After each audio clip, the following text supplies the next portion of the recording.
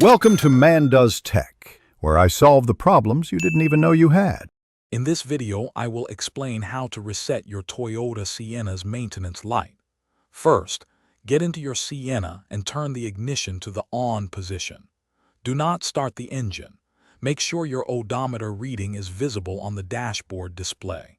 This is a crucial first step to ensure you can access the necessary settings for the reset process. We'll move quickly through each step. Next, locate the trip meter reset button, usually near the odometer. Press this button repeatedly until your display shows trip A.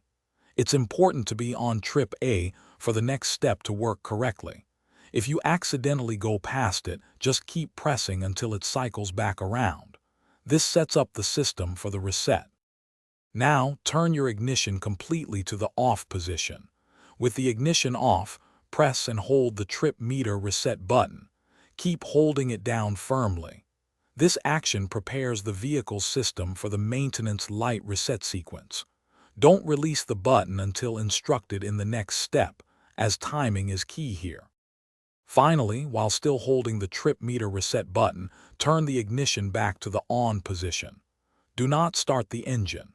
Continue holding the button for about 10 to 15 seconds. You will see the maintenance light flash and then disappear, indicating a successful reset. Congratulations, you've reset your Sienna's maintenance light. Thanks for watching. If you found this helpful, don't forget to like and subscribe.